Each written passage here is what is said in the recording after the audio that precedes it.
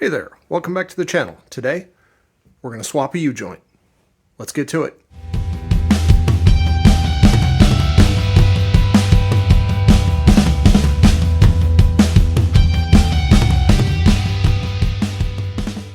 Today I'm continuing work on the 74 Power Wagon. It's had a vibration in it ever since I got it. The vibration comes and goes at different speeds. I had to put in a new front drive shaft about a year ago, though it happens in four-wheel drive too, so that definitely wasn't the problem. Today, crawled under there, pulled out the rear drive shaft to see if maybe it's a U-joint. The problem with the front drive shaft was it was both bent and the slip joint, that's what this piece here is, was worn out. This slip joint allows the length of the drive shaft to change.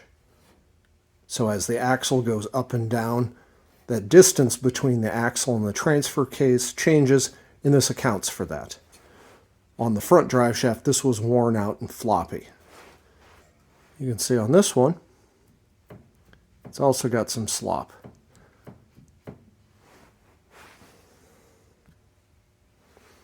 This rotational slop also means that there's angle slop in it. It's harder to see. There's a little bit of play there. It's not a huge amount, but it may well be enough that's causing that vibration. I'll end up taking this to a drive shaft specialty shop. They are almost certainly going to tell me that this slip joint isn't made anymore because that's what happened on the last one. So they had to make an entirely new drive shaft. I think the only thing I ended up keeping was the yoke on one end. So this whole piece is worn out inside here, so this has to get replaced. But they don't make this anymore, so they have to replace this and this with a matched pair from something else. And they can probably cut this one if it's not bent. The last one for the front was bent in here. So really the only thing I ended up reusing was that yoke down there. At any rate, while we're here, we might as well at least take a look at how you would change one of these U-joints. There are a few things to know when you're changing these. Before you go to the store and buy them or order them, make sure you measure them to find out what size they are. The key dimensions are: what is the cap diameter? These ones are 1 inch.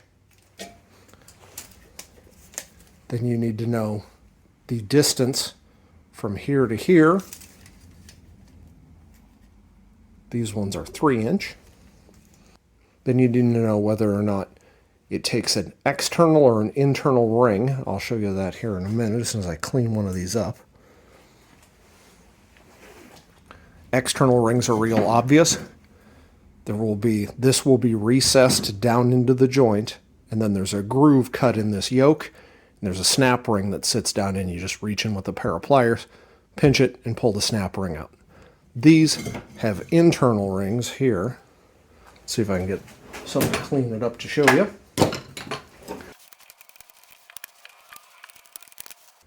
So here's the ring on this one. It's just a C-shaped ring that goes into a groove. Here's the end of it here. So we need to drive this out that way. There will be another one over here. They are right against the yoke and they prevent this joint from moving at all this direction. We have to pull these out before we can press this joint out. I'll grab one of the new U-joints and show you what those look like a little bit better. Here's the U-joint for this.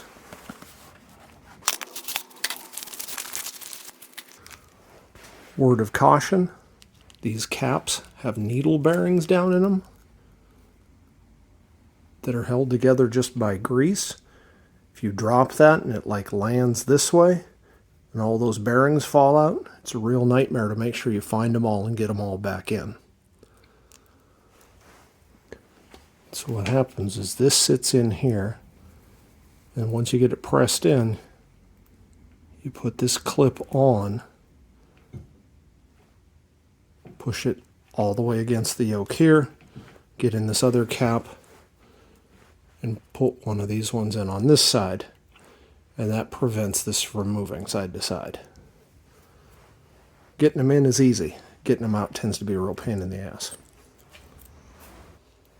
It's always easiest if you can put it into a vise or something to hold it. I've had to do this underneath of a car before or on the side of the road. It's not near as fun or as easy, but again, we've got this lock ring. And remember, this ring is all the way against the inside of this yoke. We've got the end right here. So what I'll do is I'll use an old screwdriver. Get this under here. Take a hammer, tap the back side. And then that comes off. Might have to spin it around in the vise, but there we go. These ones played real well. Some instances, this lock ring will just spin all the way around, making them real hard, so you end up having to use two screwdrivers, one in here like this as a jam to stop it.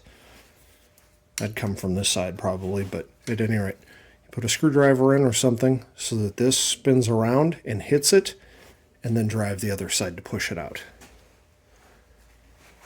You have to push them from the ends. There's no way to grab onto them to pull them out. Okay, now that we've got those rings off, we can get this joint out.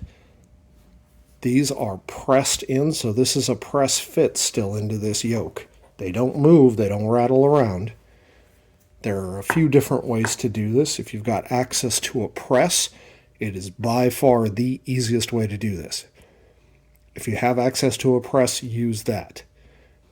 So if you're doing this in your garage or roadside and you don't have access to a press, you need a socket that the hole is bigger than one of these caps.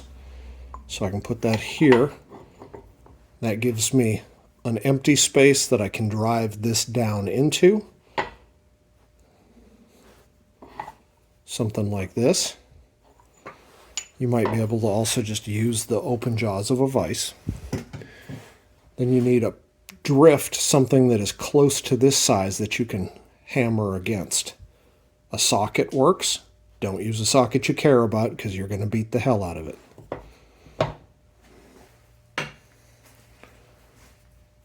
I've just got a chunk of steel bar here. Notice this one has a grease zerk in the end. Sometimes they're greasable through a zerk here. If that's there, it helps to remove that so you don't just snap it off. It just gets it out of your way.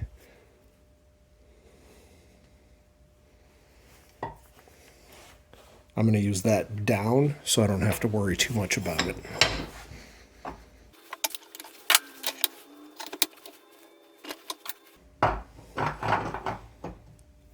Let's see if we can do this. Since I only have two hands, part of the fun of doing this way.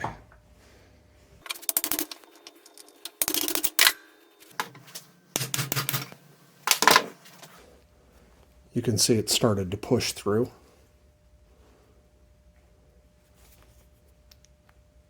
And it's now a little bit loose, but we have to drive it until this cap comes completely out and falls out.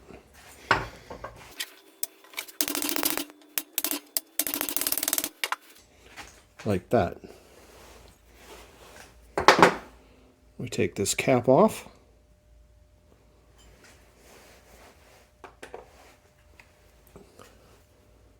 And now we can't pull this thing out, it's still in the way, so we actually have to turn it over and drive it back the other direction. As you can tell, this is really hard on the joints. Don't plan on reusing one if you're doing this.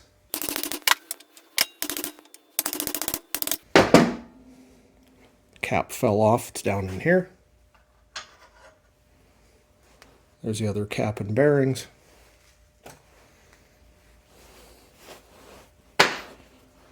Now you can take the joint out.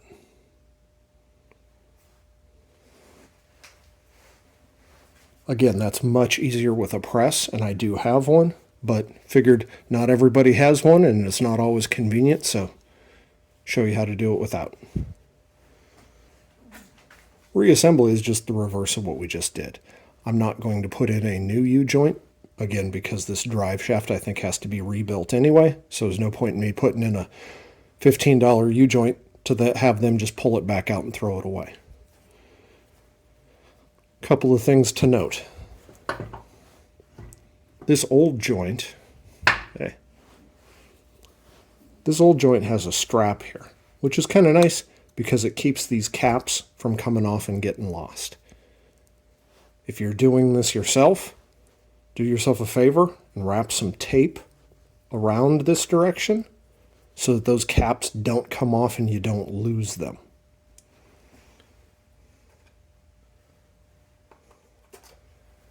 Another thing I like to do is put excess grease down in here to keep those bearings in place as you're working with this. So you're going to get all of this nice and clean so you're not getting grit and crap up into this joint. Take the joint, drop it in. Take one of your new caps. Again, this is an old one. Demonstration purposes, blah, blah, blah. I like to get that in there.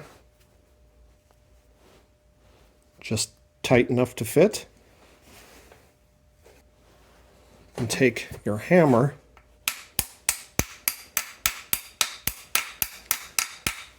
try to get it started.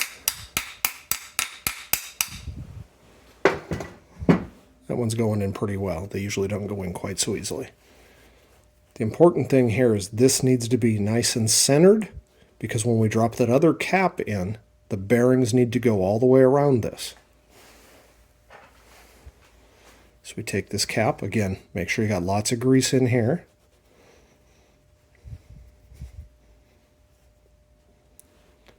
Obviously this Zerk is in my way, so I'm going to remove that.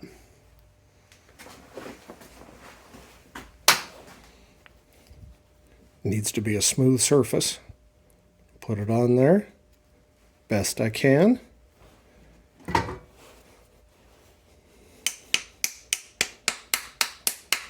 Try to get it started. The goal here is to be able to take this joint and move it back and forth between both caps. That way we know that the bearings are around both sides. Once you have that, put it on hard surface.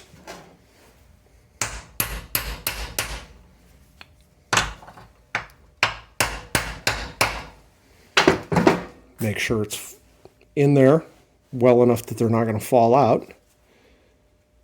And then just pick one side or the other.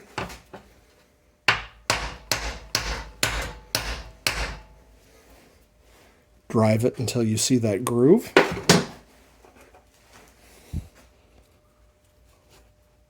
Take the lock ring.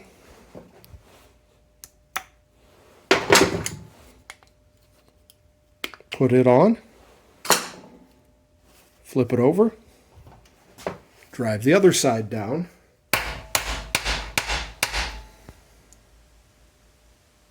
and you're going to feel it when it bottoms out. I'm going to give it on an opening here.